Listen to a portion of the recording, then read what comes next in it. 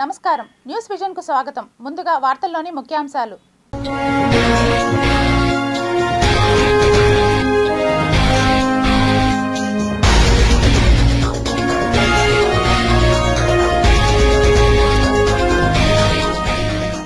ముగిసిన రాష్ట్రపతి 2 రోజుల తిరుపతి తిరుమల పర్యటన. స్వామి అమ్మవార్ల ఆశీస్సులు అందుకున్న దేశ ప్రథమ పౌరురాలు ద్రౌపది ముర్ము. ఏపీకి సెన్యార్ తుఫాన్ ముప్పు. రేపు బంగాళాఖాతంలో అల్పపీడనం 24కు వాయుగుండంగా 26కు తుఫాన్గా మారే అవకాశం. పవన్ కళ్యాణ్ కీలక నిర్ణయం. 2 రాష్ట్రాల్లో స్థానిక సంస్థల ఎన్నికలపై ఫోకస్. శ్రీ పద్మావతి అమ్మవారికి వేడుకగా స్నపన తిరుమంజనం. ప్రత్యేక ఆకర్షణగా రకరకాల పూల హారాలు. వేడుకగా గజవాహన సేవ. ఘనంగా తిరుచానూరు శ్రీ పద్మావతి అమ్మవారి కార్తీక బ్రహ్మోత్సవాలు.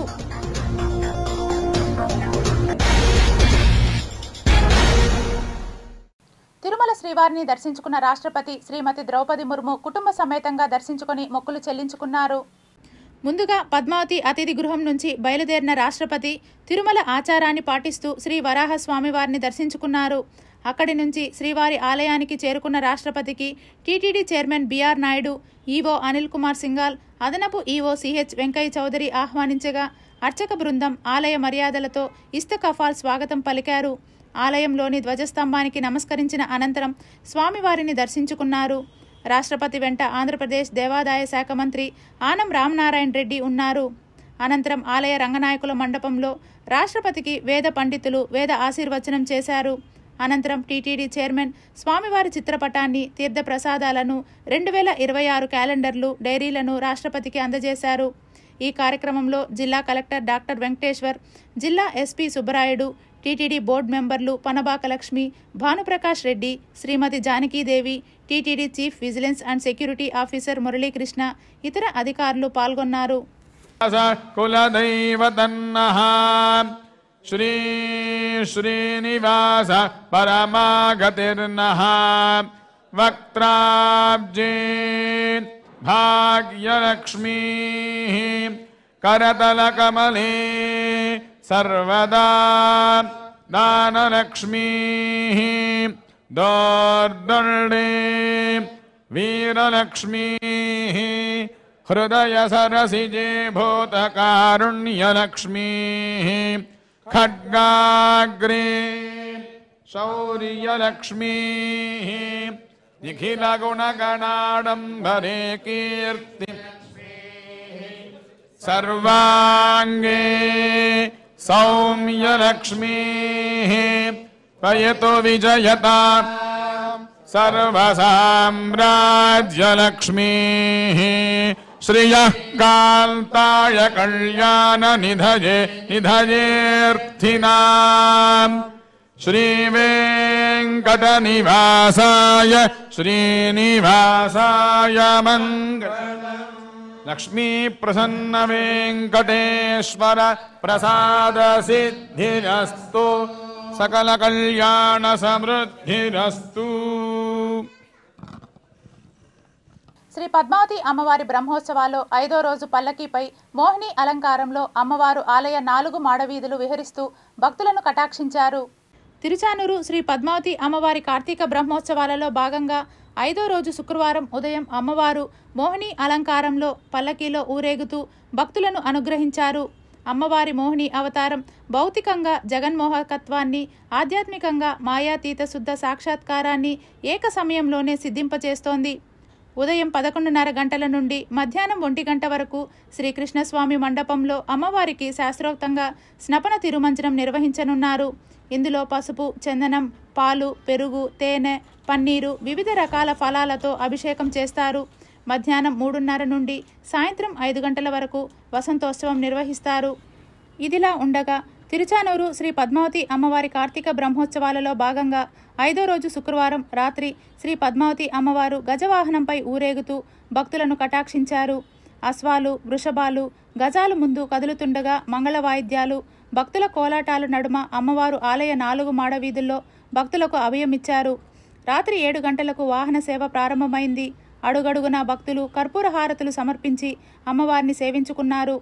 వాహన సేవలో తిరుమల పెద్దజీయర్ స్వామి, చిన్నజీయర్ స్వామి, ఈవో అనిల్ కుమార్ సింగాల్, అదనపు EO Venkaiah Chowdary, JEO Veerabrahmam, Chandragiri MLA Pulivarthi Nani, board సభ్యులు శ్రీమతి సుచిత్ర, జేఈఓ శ్రీ వీరబ్రహ్మం, ఆలయ డిప్యూటీ ఈవో హరీంద్రనాథ్, ఆలయ అర్చకులు బాబుస్వామి, ఇతర అధికారులు, విశేష సంఖ్యలో భక్తులు పాల్గొన్నారు.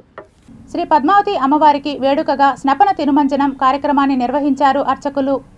తిరుచానూరు శ్రీ పద్మావతి అమ్మవారి కార్తీక బ్రహ్మోత్సవాల్లో భాగంగా 5వ రోజైన శుక్రవారం అమ్మవారికి స్నపన తిరుమంజనం శోభాయమానంగా జరిగింది. ఉదయం 11:30 నుండి మధ్యాహ్నం 1 గంటల వరకు ఆలయంలోని శ్రీకృష్ణస్వామి ముఖ మండపంలో ప్రత్యేకంగా ఫల పుష్పాలతో రూపొందించిన మండపంలో పాంచరాత్ర ఆగమ శాస్త్రబద్ధంగా ఈ వేడుక వైభవంగా జరిగింది. ఇందులో భాగంగా శ్రీ పద్మావతి అమ్మవారి ఉత్సవర్లకు వైభవంగా స్నపన తిరుమంజనం జరిగింది. ఇందులో పాలు, పెరుగు, తేనె, పసుపు, చందనంలతో అభిషేకం చేశారు. ప్రత్యేక ఆకర్షణగా చెర్రీ, తమలపాకులు, యాలకులు, లవంగాలు, తులసి, చామంతి, వక్కలమాలలు అమ్మవారికి అలంకరించారు. ఈ కార్యక్రమంలో టీటీడీ ఆలయ డిప్యూటీ ఈవో హరీంద్రనాథ్, ఇతర అధికారులు పాల్గొన్నారు.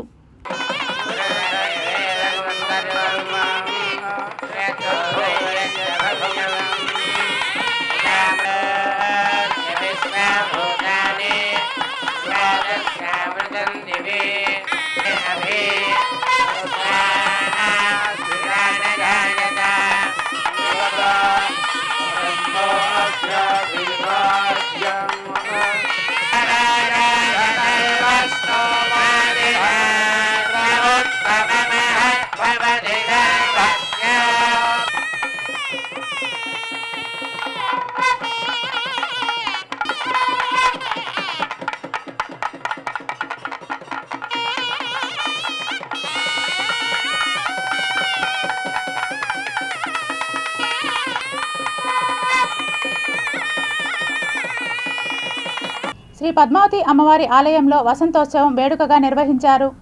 తిరుచానూరు శ్రీ పద్మావతి అమ్మవారి కార్తీక బ్రహ్మోత్సవాల్లో భాగంగా ఆలయంలో శుక్రవారం సాయంత్రం వసంతోత్సవం వేడుకగా జరిగింది. ఈ సందర్భంగా అమ్మవారిని ఆలయ 4 మాడవీధుల్లో ఊరేగింపు నిర్వహించారు. బ్రహ్మోత్సవాల్లో ఉదయం, సాయంత్రం వాహన సేవలో పాల్గొని అలసిపోయిన అమ్మవారికి ఉపశమనం కల్పించేందుకు వసంతోత్సవం నిర్వహించారు. దీనిని ఉపశమనోత్సవం అని కూడా అంటారు. వసంతోత్సవంలో భాగంగా చందనంతో పాటు పలు రకాల సుగంధ పరిమళ ద్రవ్యాలతో అమ్మవారికి విశేషంగా అభిషేకం చేశారు. అనంతరం చల్లదనం కోసం చందనం జలాన్ని మాడవీధుల్లో భక్తులు ఒకరిపై ఒకరు చల్లుకున్నారు. ఈ సందర్భంగా అధికారులు, అర్చకులు ఉత్సాహంగా భక్తులపై వసంతాలు చల్లారు. ఈ కార్యక్రమంలో ఆలయ డిప్యూటీ ఈవో హరీంద్రనాథ్, ఆలయ అర్చకులు బాబుస్వామి, ఇతర అధికారులు, విశేష సంఖ్యలో భక్తులు పాల్గొన్నారు.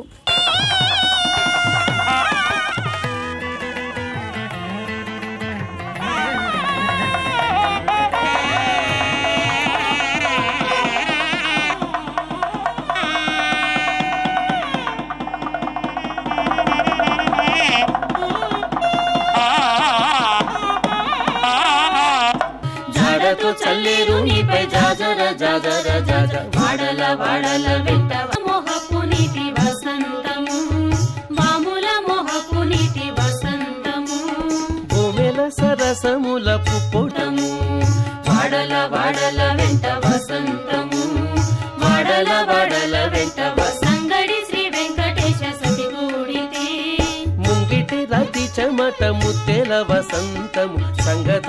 తిరుమల శ్రీవారి లక్ష్మీ కాసులహారం శోభాయాత్ర శుక్రవారం తిరుచానూరులో వైభవంగా జరిగింది. తిరుమల శ్రీవారి ఆలయం నుండి అదనపు ఈవో వెంకయ్య చౌదరి లక్ష్మీ కాసులహారాన్ని తిరుచానూరులోని శిల్పారామం పసుపు మండపం వద్దకు తీసుకొచ్చారు. అక్కడ ప్రత్యేక పూజలు నిర్వహించిన అనంతరం మంగళ వాయిద్యాలు, భజనలు, కోలాటాల నడుమ శోభాయాత్రగా మాడవీధుల గుండా ఆలయానికి తీసుకెళ్లారు. ఈ కార్యక్రమంలో జేఈఓ వి వీరబ్రహ్మం, ఆలయ డిప్యూటీ ఈవో హరీంద్రనాథ్, అర్చకులు, ఇతర అధికారులు, విశేష సంఖ్యలో భక్తులు పాల్గొన్నారు.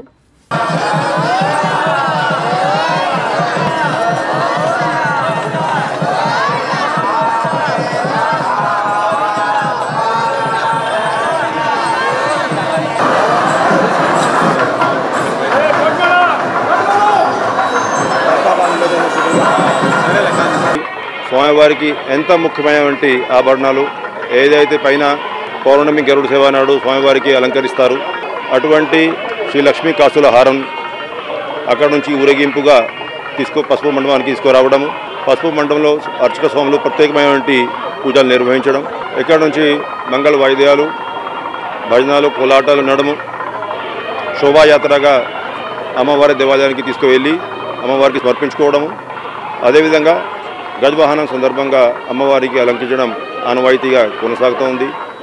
ఈ సంవత్సరం కూడా ఎంత పకడ్బందీ ఏర్పాట్లతో చాలామంది భక్తులు ఈ కార్యక్రమంలో పాల్గొన్నారు. వస్తున్నటువంటి భక్తులందరికీ కూడా స్వామివారి అమ్మవారి ఆశీస్సులు కలగాల్సిందిగా ఈ సందర్భంగా ప్రార్థిస్తూ ఓం నమో వెంకటేశ్వర. తిరుచానూరు శ్రీ పద్మావతి అమ్మవారిని రాష్ట్ర హోంశాఖ మంత్రి అనిత దర్శించుకున్నారు. రాష్ట్ర హోంశాఖ మంత్రి అనిత శుక్రవారం మధ్యాహ్నం తిరుచానూరు శ్రీ పద్మావతి అమ్మవారిని కుటుంబ సమేతంగా దర్శించుకున్నారు. ముందుగా ఆలయం వద్దకు చేరుకున్న రాష్ట్ర మంత్రికి ఆలయ అధికారులు ఘన స్వాగతం పలికి దర్శన ఏర్పాట్లు చేశారు. ఆలయంలో ధ్వజస్తంభానికి మొక్కులు చెల్లించి అమ్మవారి మూలమూర్తిని దర్శించుకున్నారు. దర్శన అనంతరం వేద ఆశీర్వాద మండపంలో తీర్థ ప్రసాదాలను, వేద ఆశీర్వాదాన్ని అర్చకులు అందజేశారు. Tirupati additional SP Ravi Manoharachari, Chandragiri DSP Prasad, Tiruchanur CI Sunil Kumar మంత్రి వెంట పాల్గొన్నారు. శ్రీ పద్మావతి అమ్మవారి బ్రహ్మోత్సవాలను పురస్కరించుకొని చంద్రగిరి నియోజకవర్గ వైఎస్ఆర్సీపీ సమన్వయకర్త చెవిరెడ్డి మోహిత్ రెడ్డి పట్టు వస్త్రాలు సమర్పించారు. తిరుచానూరు శ్రీ పద్మావతి అమ్మవారి కార్తీక బ్రహ్మోత్సవాల సందర్భంగా తుడా మాజీ చైర్మన్ చెవిరెడ్డి మోహిత్ రెడ్డి శుక్రవారం పట్టు వస్త్రాలు సమర్పించారు. తుమ్మలగుంట శ్రీ కళ్యాణ వెంకటేశ్వర స్వామివారి ఆలయం నుంచి తిరుచానూరు అమ్మవారి ఆలయం వరకు ఆధ్యాత్మిక పాదయాత్రను నిర్వహించారు. ప్రతి ఏటా అమ్మవారికి నిర్వహించే కార్తీక బ్రహ్మోత్సవాలలో విశిష్టమైన గజవాహన సేవకు, శ్రీనివాస మంగాపురంలోని శ్రీ కళ్యాణ వెంకటేశ్వర స్వామి వార్షిక బ్రహ్మోత్సవాలలో గరుడ వాహన సేవకు చెవిరెడ్డి సారెను సమర్పించడం ఆనవాయితీ. ఈ క్రమంలో తుమ్మలగుంట శ్రీ కళ్యాణ వెంకటేశ్వర స్వామి ఆలయం నుంచి పట్టు వస్త్రాలను తీసుకొని తిరుచానూరు శ్రీ పద్మావతి అమ్మవారికి సమర్పించడం జరిగింది. తుమ్మలగుంట శ్రీ కళ్యాణ వెంకటేశ్వర స్వామి ఆలయ వ్యవస్థాపక అధ్యక్షులు మాజీ ఎమ్మెల్యే చెవిరెడ్డి భాస్కర్ రెడ్డి ఆదేశాల మేరకు చెవిరెడ్డి లక్ష్మీ మోహిత్ రెడ్డి, హర్షిత్ రెడ్డి పట్టు వస్త్రాలను తీసుకొని పాదయాత్రగా అమ్మవారి ఆలయం వద్దకు వచ్చారు. ప్రతి గ్రామంలో అమ్మవారి భక్తులు సారెకు సాదర స్వాగతం పలకగా పెద్ద ఎత్తున భక్తుల గోవిందనామ స్మరణ మధ్య ఆధ్యాత్మిక పాదయాత్ర వైభవంగా సాగింది. తెల్లవారు 6 గంటలకు తుమ్మలగుంట ఆలయంలో ప్రత్యేక పూజలు నిర్వహించిన చెవిరెడ్డి సారె తీసుకుని తిరుచానూరుకు పాదయాత్రగా బయలుదేరారు. ఆపై సారె ఆలయ అధికారులకు అప్పగించారు. ఈ ఆధ్యాత్మిక పాదయాత్ర గాంధీపురం, అవిలాల, లింగేశ్వర్ నగర్, సైర్ నగర్, శ్రీనివాసపురం, పద్మావతిపురం మీదుగా తిరుచానూరు వరకు సాగింది. ఆధ్యాత్మిక పాదయాత్రలో ముందుగా కోలాటాలు, చెక్క భజనలు, అమ్మవారి సంకీర్తనలు, మంగళ వాయిద్యాలు ప్రత్యేక ఆకర్షణగా నిలిచాయి.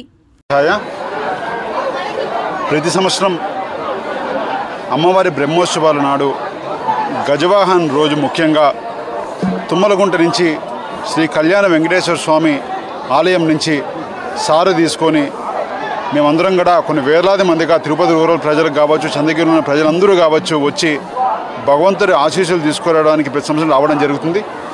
అదేవిధంగా ఈసారి ఇంకా ప్రత్యేకంగా కొన్ని వేల మంది ప్రతి పంచాయతీలోనూ మేము కూడా అమ్మవారి దర్శనానికి వస్తామని చెప్పి ప్రతి ఒక్కరూ కూడా ఈరోజు అమ్మవారి దర్శనం చేసుకోవడం జరిగింది.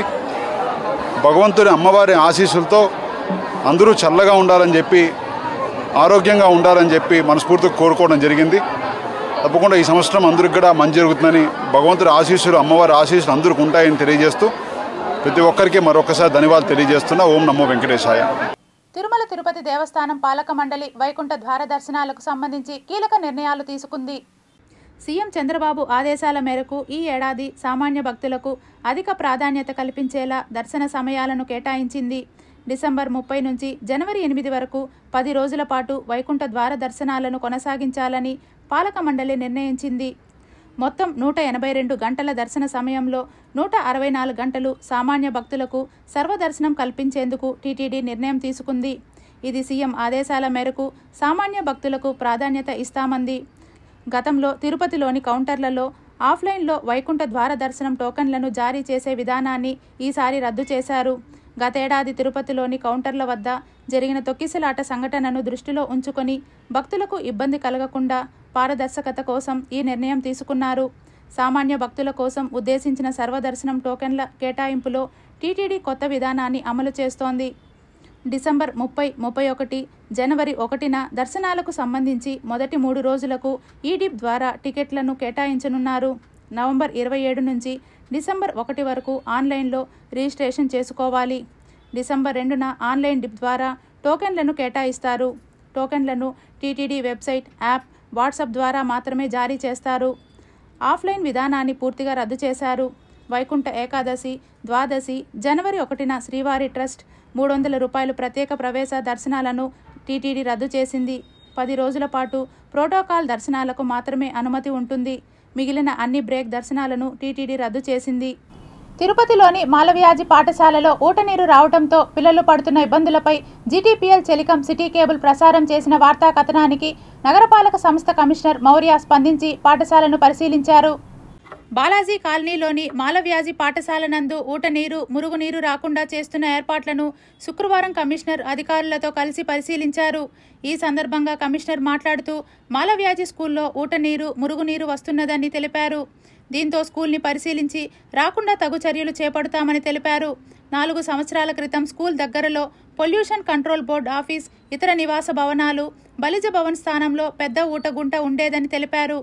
ఆ స్థలం పూర్తిగా పూడ్చి ఆఫీస్ కట్టడం వల్ల ఆ ప్రదేశంలో ప్రవహించే ఊటనీరు దిశ మార్చి మాలవ్యాజి స్కూల్ లోగల తిరుపతి గదులలో ఊటగా ఏర్పడుతున్నదని స్కూల్ సిబ్బంది తెలిపారని అన్నారు.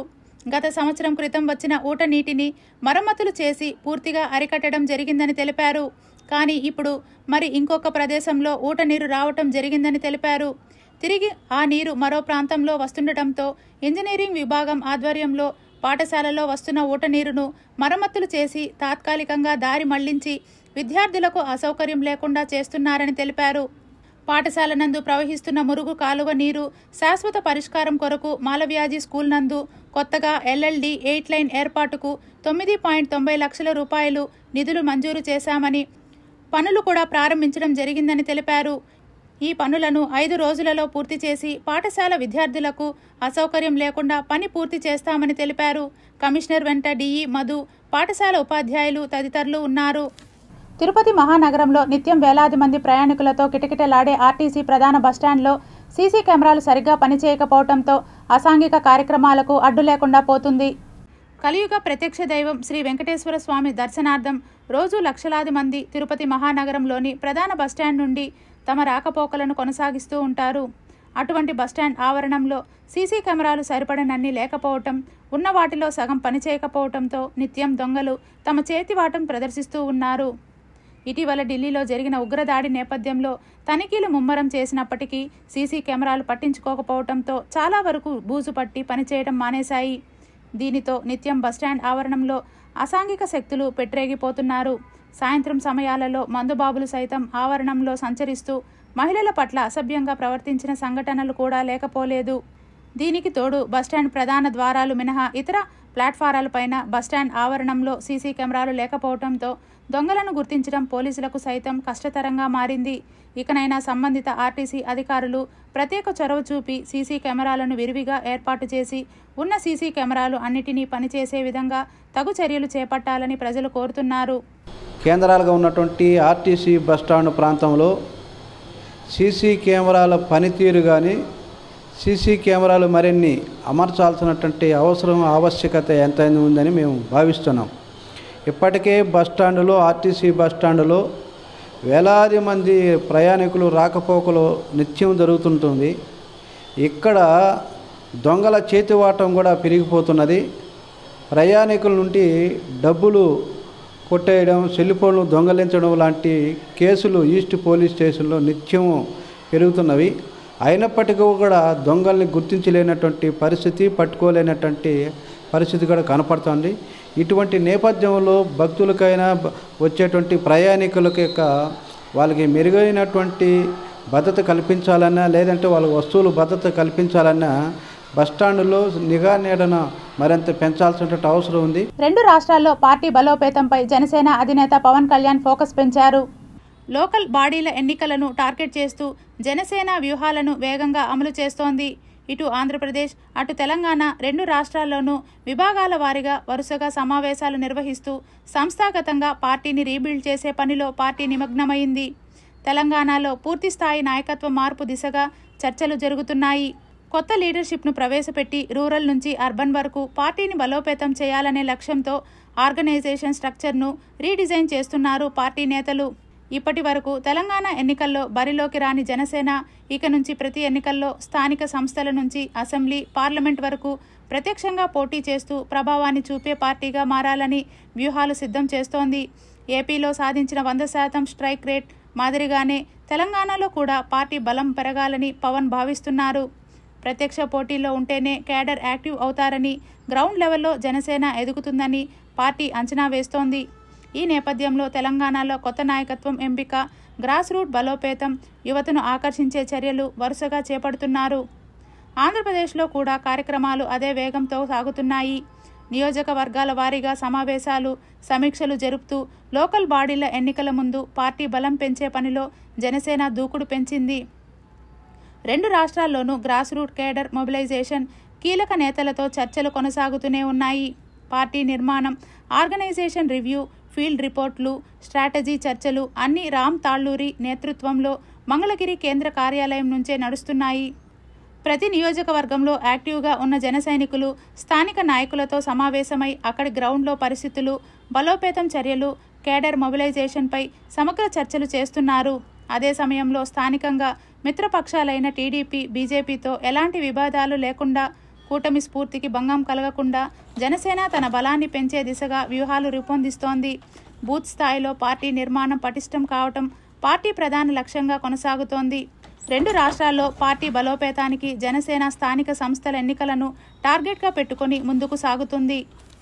రాష్ట్రంలో వరి, పత్తి రైతుల్లో మరో తుఫాను గుబులు రేపుతోంది.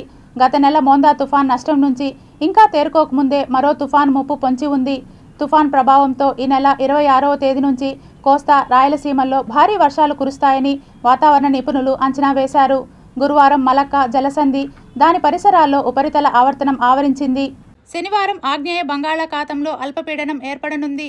ఆ తర్వాత ఇది పశ్చిమ వాయువ్యంగా పయనించి ఈ నెల 24వ తేదీ కల్లా వాయుగుండంగా మారి దక్షిణ బంగాళాఖాతంలోకి ప్రవేశించనుంది.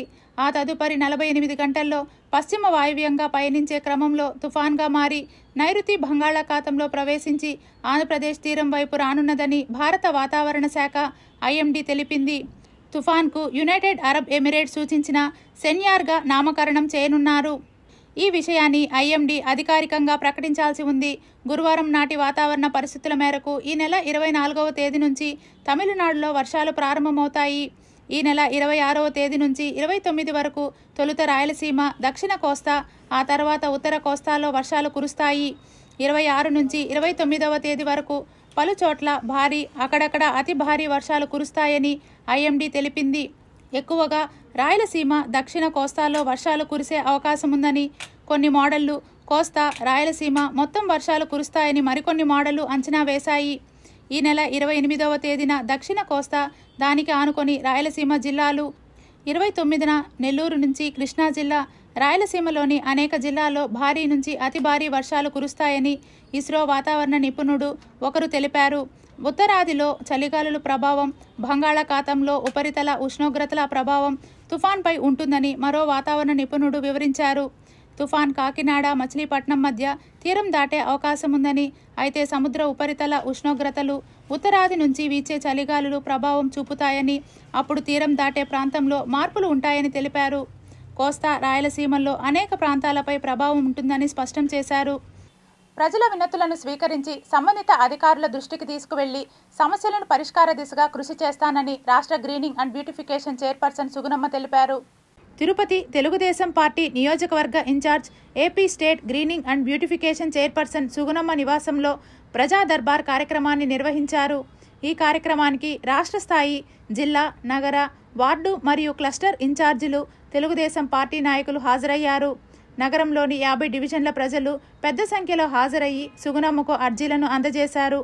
ఈ సందర్భంగా ఆమె మీడియాతో మాట్లాడుతూ, ముఖ్యమంత్రి చంద్రబాబు నాయుడు, ఉప ముఖ్యమంత్రి పవన్ కళ్యాణ్, మంత్రి నారా లోకేష్ రాష్ట్రాన్ని అభివృద్ధి పదంలో నడిపించేందుకు అనునిత్యం కృషి చేస్తూ ఈజ్ ఆఫ్ డూయింగే కాదు, స్పీడ్ ఆఫ్ డూయింగ్ చేస్తూ ప్రతి ఇంటిలో ఒక పారిశ్రామికవేత్తను తీసుకురావటమే ధ్యేయంగా సీఎం శ్రమిస్తున్నారని సుగుణమ్మ చెప్పుకొచ్చారు. నారా లోకేష్ బాబు గారు చెప్పిన తర్వాత ఇది 3వ ప్రజా దర్బార్ కార్యక్రమం తిరుపతి నగరంలో నిర్వహిస్తున్నాం. 3వది కదా. 3-4 నిర్వహిస్తున్నాము. ముఖ్యంగా ఈ రోజున అందరూ కూడా ప్రతి ఒక్క పెన్షన్ అయితేనేమి, అదేవిధంగా అన్న క్యాంటీన్స్ అయితేనేమి, రేషన్ షాప్ అయితేనేమి అన్నీ కూడా వారికి సజావుగా జరుగుతున్నాయి, అన్నీ కూడా సకాలంలో అందుతున్నాయి. మేము ఎంతో సంతోషంగా ఉన్నాం. 1వ తేదీ పెన్షన్ 4,000, 6,000, 15,000 వరకు రావడం, అదేవిధంగా అన్న క్యాంటీన్ ద్వారా 5 రూపాయలకే భోజనం లభించడం, అదేవిధంగా రేషన్ షాపుల్ని ఇది వరకు ముందున్నటువంటి బండిలో కాకుండా 1వ తారీఖు నుంచి కూడా నెల పొడుగునా కూడా ఇచ్చే విధంగా కూడా వారు ఎప్పుడైనా వారికి వెసులుబాటు ఉన్నప్పుడు తీసుకునే విధంగా కూడా ఈ కార్యక్రమాలన్నీ చేయడం జరిగింది. మరి ఇంకా కూడా ఇవన్నీ చేస్తూనే మరి ఇంకా కూడా ఎంతోమంది ఈ రోజున పెన్షన్కు అర్హులు ఉన్నారు, పెన్షన్ కావాల్సిన వారు ఉన్నారు, వితంతువులు అవుతుంటారు, అదేవిధంగా ఫిజికల్లీ హ్యాండిక్యాప్డ్ అవుతుంటారు, అదేవిధంగా డయాలసిస్ పేషెంట్స్ పెరుగుతున్నారు. వారందరికీ కూడా కొత్త పెన్షన్స్ రావాలని వారి యొక్క వినతి పత్రాలు తీసుకొని వాటిని పరిశీలన చేసి ప్రభుత్వానికి విన్నవిస్తున్నాం. గ్రంథాలయంలోని పుస్తకాలు పఠనం చేయటం ద్వారా ప్రపంచాన్ని పరిచయం చేస్తుందని, సెల్ ఫోన్ని వీడి పుస్తకాన్ని చేపట్టడం ద్వారా విజయ సోపానాన్ని విద్యార్థులు ఎక్కుతారని భావి భారత పౌరులను దృష్టిలో ఉంచుకొని రాష్ట్ర ప్రభుత్వం గ్రంథాలయాలను ఏర్పాటు చేయడం జరిగిందని, ప్రతి ఒక్కరూ సద్వినియోగం చేసుకోవాలని ప్రముఖ రచయిత రాసాని పేర్కొన్నారు. ప్రతి ఒక్క విద్యార్థి ప్రతిరోజు కొత్త విషయాలు నేర్చుకోవాలి అనే ఆలోచన ఖచ్చితంగా ఉండాలి. సో కొత్త విషయాలు ఈరోజు ఏం నేర్చుకున్నాను, కొత్తగా ఏ జ్ఞానాన్ని సంపాదించుకున్నాను, ప్రతిరోజు మీరు డైరీ పెట్టుకొని రాయడం, చదవడం, రాయడం, ఈ 2 పనులు ఎవరైతే నిత్యంగా ఖచ్చితంగా చేస్తారో ఆ విద్యార్థులు ఖచ్చితంగా విజయ సోపానాల్ని ఎక్కుతారని నేను సభాముఖంగా ఈరోజు ఈ గ్రంథాలయ వారోత్సవాలు తెలియజేస్తున్నాను. సో ఇక్కడికి వచ్చిన ప్రతి విద్యార్థులు కాంపిటీషన్స్లలో ఇక్కడ గ్రంథాలయ వారోత్సవాలు జరిగిన కాంపిటీషన్స్ జరిగాయి. ఆంధ్రప్రదేశ్ రాష్ట్ర వ్యాప్తంగా బీసీలు ఎదుర్కొంటున్న న్యాయబద్ధమైన సమస్యలను పరిష్కరించాలని, తిరుపతిలో నవంబర్ 25న చేపట్టే దీక్షను జయప్రదం చేయాలని బీసీ సంక్షేమ సంఘం నాయకులు తిరుపతి ప్రెస్ క్లబ్లో ఏర్పాటు చేసిన విలేకరుల సమావేశంలో పేర్కొన్నారు. ఈ యొక్క 33% రిజర్వేషన్ని వెనక్కి తీసుకోవాలని ఉద్యమం చేయడానికి, ఆ ఉద్యమంలో భాగమే 25వ తేదీ నిర్వహించే ఒక్కరోజు దీక్ష. ఈ ఒక్కరోజు దీక్షతో అయిపోయేదైతే లేదు. ఇక ముందు కూడా అనేక కార్యక్రమాలు చేసి బీసీల మహిళలకు మరియు బీసీలకు న్యాయం జరిగేంత వరకు విద్యార్థుల తరపున, నాయకుల తరపున కూడా మేము అనేక కార్యక్రమాలు నిర్వహించి స్టేట్ ప్రెసిడెంట్ కేశన శంకరరావు గారి ఆధ్వర్యంలో నిర్వహించే కార్యక్రమాల్లో ప్రతి ఒక్క కార్యక్రమాల్లో పాల్గొంటామని Tirupati bullion gold jewellery and silver merchants association సమాచారం మేరకు తిరుపతి లోకల్ బులియన్ మార్కెట్లో బంగారం, వెండి ధరలు ఇలా ఉంటాయి. 24 క్యారెట్ల బంగారం 10 గ్రాముల ధర 1,26,840 రూపాయలు.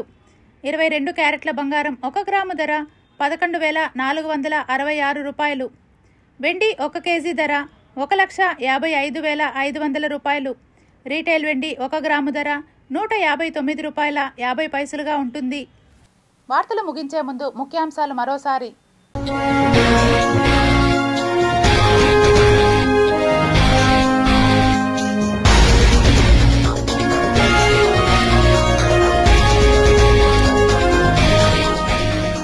ముగిసిన రాష్ట్రపతి 2 రోజుల తిరుపతి తిరుమల పర్యటన.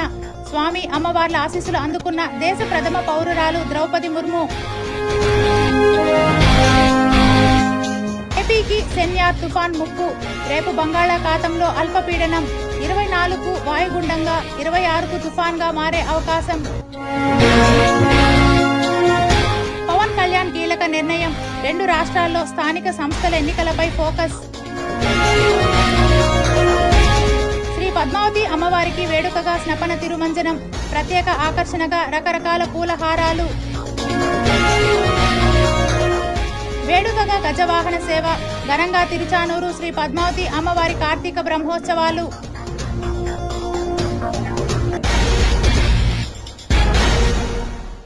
ఈ వార్తలు ఇంతటితో సమాప్తం. సమగ్ర సమాచారంతో న్యూస్ విజన్లో మళ్ళీ కలుద్దాం. అంతవరకు సెలవు. నమస్కారం.